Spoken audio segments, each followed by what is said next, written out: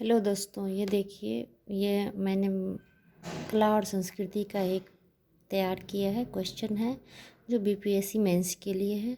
आप लोगों को ये दिखाते हैं कि किस प्रकार से बीपीएससी मेंस का क्वेश्चन लिखा जाता है और आंसर तैयार किया जाता है।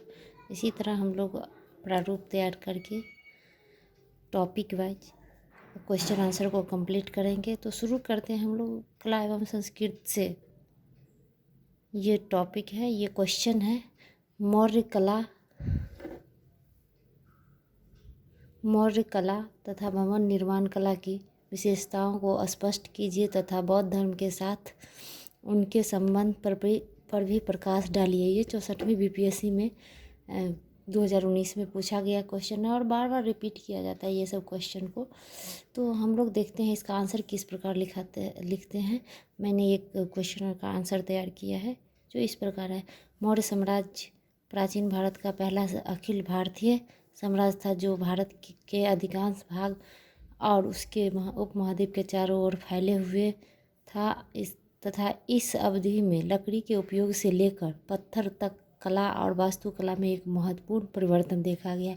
मौर्य कला को कई रूपों में विभाजित किया जा सकता है, जैसे कि वास्तुकला, मूर्तिकला, सिक्के और पेंटिंग आदि। भारतीय कला के इतिहास का प्रारंभ मौर्य काल से माना जाता है। इस कला में कला के मूलतः दो रूप थे। एक सम्राट की प्रेरणा से युक्त राजकीय कला, जो चंद्रगुप्त के राजप्रसाद महल है, अशोक एवं उसके पुत्र दशरथ द्वारा निर्मित गुफाओं में दिखती है।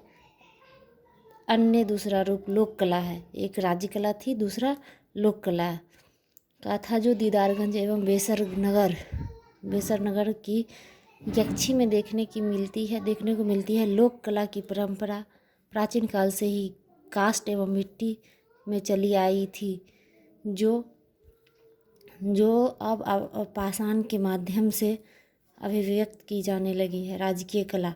अब हम लोग आते हैं जो मौर्य साम्राज्य कला की जो दो टॉपिक है, एक राज्य कला और दूसरा लोक कला। तो हम लोग दोनों की विशेषताओं को थोड़ा थोड़ा वर्णन कर देते हैं। पहला है राजकीय कला। चंद्रगुप्त का राजप्रसाद राजकीय कला का पहला उत्कृष्ट उदाहरण है, जिसकी चर्चा हम लोगों ने ऊपर भी की है, जिसका वर्णन मेगास्थनीज एवं एरियन ने किया है। यह कुम्हरार गांव, जो पटना में खुदाई के अवशेष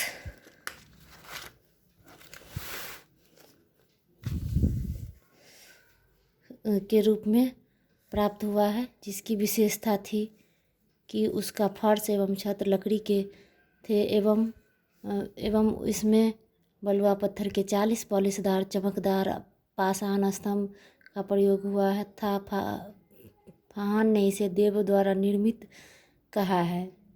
फाहान जो थे चीनी यात्री थे, इन्होंने देवों द्वारा निर्मित कहा है। मेगास्थनी ने बताया कि यह पाटलिपुत्र नगर चारों ओर से लकड़ी के दीवारें से घिरा हुआ था, जिसके बीचों बीच तीर चलाने के लिए छिद्र बने हुए थे। इन्होंने बताया है कि जो मेगास्थनीज जो थे, उन्होंने इंडिका की भी रचना की है। पाटलिपुत्र नगर के बारे में इन्होंने चर्चा की है कि इनका जो दीवार था वो लकड़ी के दीवार बना हुआ था और इनके बीच तीर चलाने के लिए वो छिद्र बने हुए थे, छोड़े हुए थे।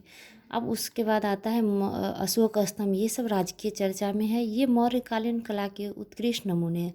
ये बलुआ पत्थर के बने हुए हैं। इन स्तंभों के मुख्यतः दो भाग हैं। स्तंभ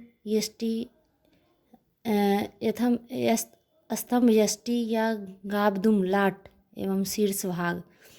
अशोक के एकात्मक स्तंभों का सर्वोत्तम नमूना हमारे देश का राजकीय चिन्ह सारनाथ का सिंह स्तंभ है।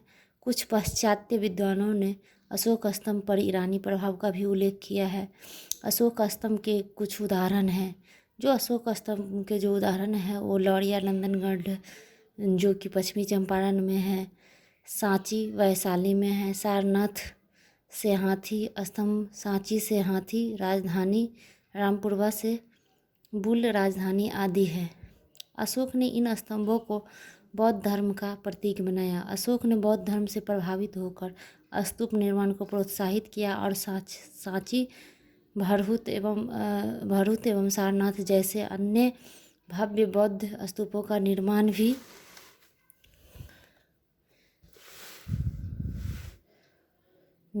भी करवाया। अशोक ने चट्टानों को काटकर गुफाओं का निर्माण किया, जो एक नई शैली थी।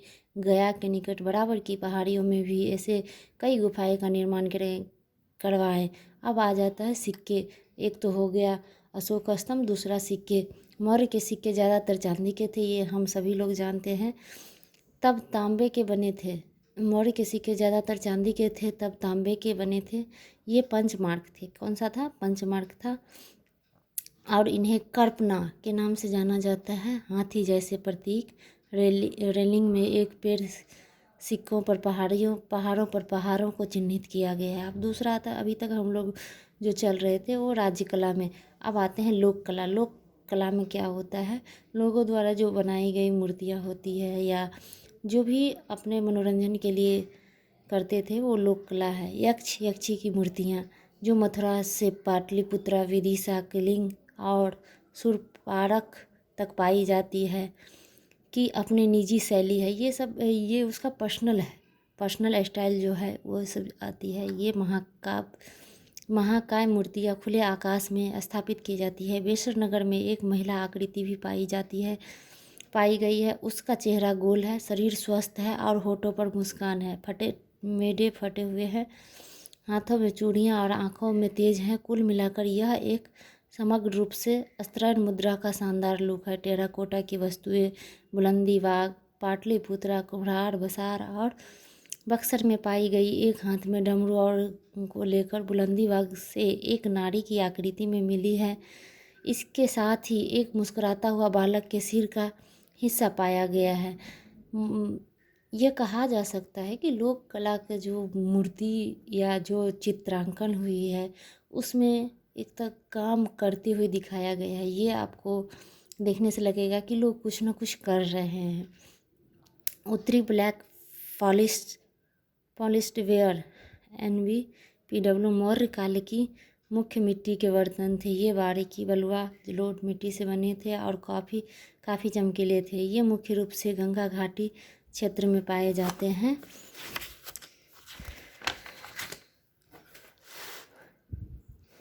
अब आ जाते हैं कि बौद्ध धर्म के साथ संबंध। जो मौर्यकालीन का जो संबंध में है, बौद्ध धर्म स्थापत्यों जैसे कि सांची, भरूच, सारनाथ के स्तूपों के अलावे अनेक बौद्ध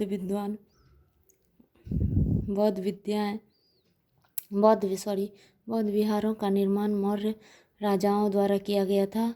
भिक्षुओं के विश्राम के लिए स्थल जो विहार के रूप में बराबर एवं नागार्जुन पहाड़ियों में कई रॉक कट गुफाओं का भी निर्माण किया गया था। बौद्ध धर्म अपनाने के बाद अशोक ने बौद्ध धर्म एवं उनके आदर्शों का प्रचार प्रसार भारत के बाहर भी कई देशों में करवाई। ये हम सभी लोग जानते हैं।